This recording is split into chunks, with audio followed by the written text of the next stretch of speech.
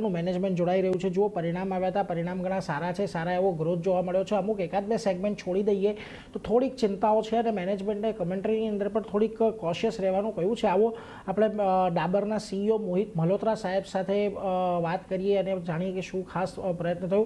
मोहित sir, स्वागत आपका CNBC बाजार पर. और सर सबसे पहले एक ही चीज़ जानना चाहूँगा, बहुत ही अच्छा क्वार्टर रहा है आपके लिए Q4. सर कौन सी ऐसी चीज़ें रही जो आपके लिए अच्छी रही और कहाँ पर आपको थोड़े चैलेंजेस देखने को मिले हैं पूरे क्वार्टर में सर? सबसे पहले तो हमारा जो आउटलायर परफॉर्मेंस है वो HPC home and personal care portfolio है, वो अराउंड 55% है कंपनी का. तो वो बहुत अच्छा चला. उसकी ग्रोथ अराउंड 17-18% की आई है, जिसके अंदर 14% वॉल्यूम ग्रोथ रही है और बाकी प्राइस इंक्रीजेस रहे हैं. तो थोड़ा इसके 2-3 रीजन हैं.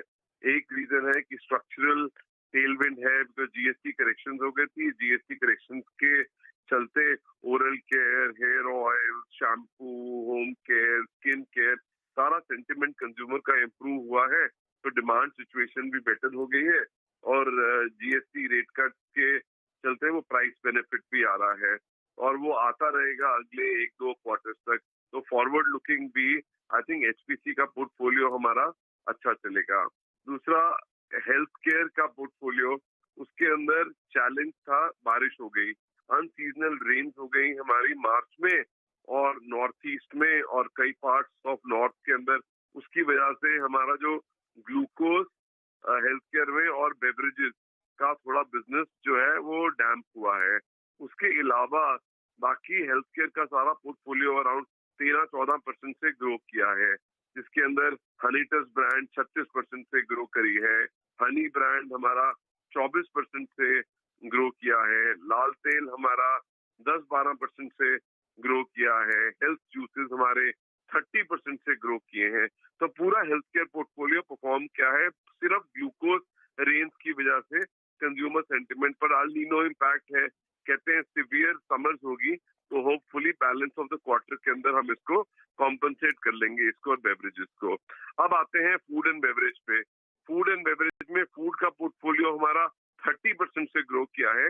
बेवरेज का पोर्टफोलियो जो है बिकॉज रेंज की वजह से थोड़ा डैम्प रहा. बेवरेज के अंदर भी हमने कोकोनट वाटर इंट्रोड्यूस किया था 1-2 साल पहले, वो डबल हो गया बिजनेस में. ऑलमोस्ट उसकी ट्रेजेक्ट्री अब 150 से 200 करोड़ की है नेक्स्ट ईयर में. हमारा रियल एक्टिव प्योर जूसेस का जो पोर्टफोलियो है, 100% जूसेस का पोर्टफोलियो, वो भी अराउंड 26-27% से ग्रो किया है. तो और जो कार्बोनेटेड है, हमने हाजमोला जीरा लॉन्च किया था. हाजमोला जीरा कार्बोनेटेड भी डबल हो गई है उसकी ग्रोथ भी. तो कार्बोनेटेड पोर्टफोलियो भी अच्छा चल रहा है. नेक्टर और ड्रिंक्स का पोर्टफोलियो थोड़ा डाउन है, बट आई थिंक अगर समर सिवियर होगी तो वो भी आ जाएगा बिकॉज लो बेस के अंदर आ रहा है. दूसरा, ई कॉमर्स हमारा बिजनेस अराउंड 50% से ग्रो किया है, जिसका ऑलमोस्ट 70% क्विक कॉमर्स हो गया है, जो भी 50% से ग्रो किया है हमारा. तो ई कॉमर्स बहुत अच्छी तरह से चल रहा है बिजनेस.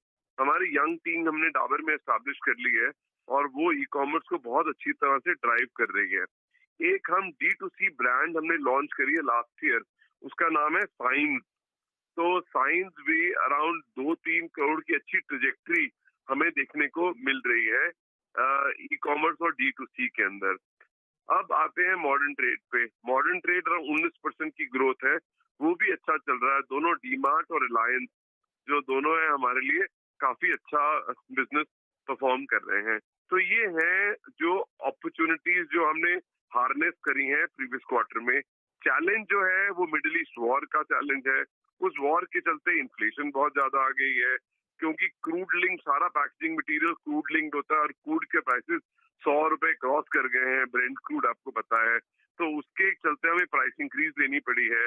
तो हमने सोचा था कि हम 0 प्राइस इंक्रीज लेंगे इस पूरे साल और सारा वॉल्यूम ड्रिवन ग्रोथ आएगी, पर ये वॉर के चलते हमें 4% प्राइस इंक्रीज लेनी पड़ गई है, क्योंकि इन्फ्लेशन को काउंटर करना है ताकि मार्जिन पे इम्पैक्ट ना आए. तो एक राउंड प्राइस इंक्रीज का ले लिया है.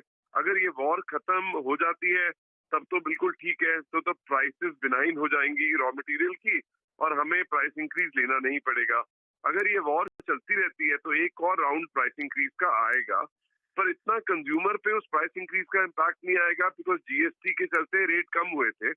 अब अगर रेट बढ़ा देंगे क्योंकि इन्फ्लेशन आ गई है, तो उसके कारण इतना कंज्यूमर इम्पैक्ट नहीं आएगा, मुझे लगता है ऐसे। सो यही रहे चैलेंजेस और जो अच्छी अपॉर्चुनिटीज थी। जी मोहित सर, आपने वॉर की बात की। मिडल ईस्ट में जो वॉर चल रही है उसकी इन्फ्लेशन तो बढ़ता हुआ दिखा है, पर रीजनल स्पेसिफिक कुछ इम्पैक्ट वॉर का आप देख रहे हैं अभी?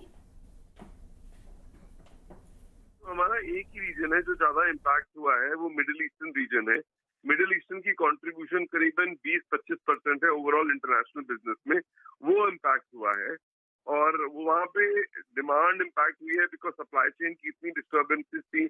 हमारी फैक्ट्री होती है रसल खेमा में, वहां से स्ट्रेट ऑफ हॉर्मुज से कंटेनर्स ना रॉ मटेरियल आ रहे हैं न जा रहे हैं, तो वहां पे मुश्किल हो गई। तो हमने ऑल्टरनेटिव सप्लाई लोकेशंस खोल दी हैं अपनी। तो वहाँ टर्की से, इंडिया से, इजिप्ट से अब मल्टीपल ऑल्टरनेटिव सप्लाई रूट्स खोल दिए, तो उसके चलते आई थिंक बिजनेस थोड़ा बेटर होना चाहिए। पर नंबर 2, इन्फ्लेशन भी आ गई है बिकॉज क्रूड लिंक्ड इन्फ्लेशन है, तो उसको चलते हुए हम प्राइस इंक्रीजेस लेंगे। और तीसरा, थोड़ा सा यूएई एज ए रीजन में वो जो हमारा बड़ा छोटा कंट्रीब्यूशन है, 5-10% कंट्रीब्यूशन है, वहां पे थोड़ी डिमांड कम हुई है।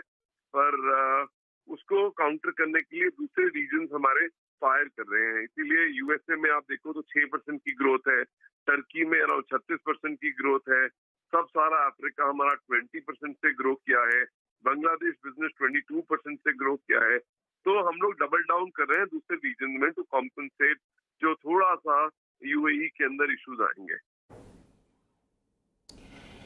जी मोहित सर, एक चीज़ ये भी जाननी थी, आपने कहा कि बहुत सारा कॉस्ट प्रेशर भी है। सर ये एक चीज़ ये जाननी थी कि कॉस्ट प्रेशर आपको कहाँ पर ज़्यादा मिल रहा है? रॉ मटेरियल के ऊपर है, पैकेजिंग मटेरियल के ऊपर है, और कौन सा ऐसा आपका बिजनेस वर्टिकल है जहाँ पर ये कॉस्ट प्रेशर सबसे ज़्यादा है?